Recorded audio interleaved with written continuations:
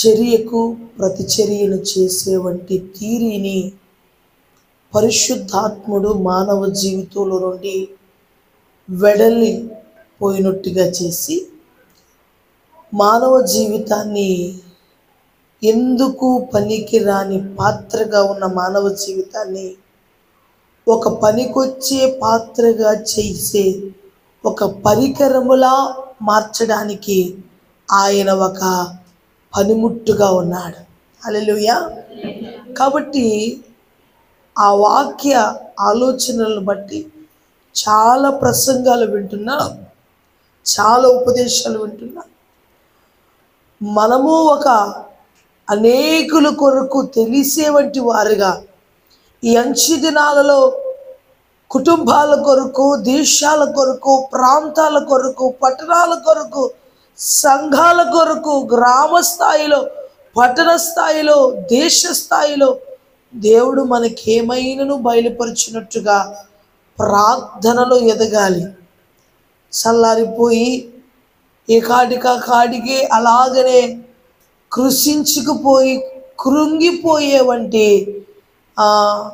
ఆ ఐకిక విచారములతో కూడిన భక్తి జీవితము దేవునికి ఇష్టము కానే కాదు. కాబట్టి చెప్పబడిన ఉపదేశాలు ఒక పాయింట్ అయినా, ఎందుకంటే ప్రశ్న ఒక పరికరం లాంటిది.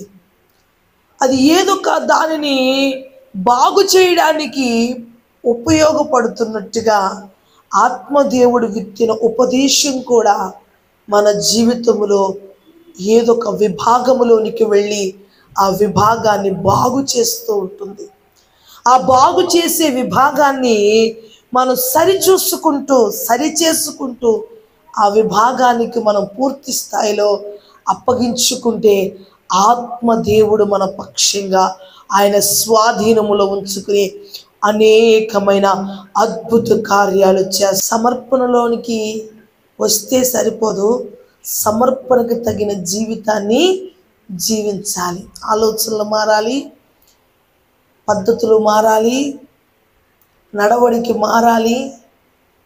కష్టమైన, సుఖమైన, వ్యాధి అయినా పెళ్లి చేసే ముందు పెళ్లి కొడుకును పెళ్లి కూతురుని నుంచోబెట్టి లేమియందు కలిమియందు నమ్మకంగా ఉంటావా అంటే ఉంటాను అన్నప్పుడే ఆ వివాహకర్త వారికి వివాహం చేస్తాడు.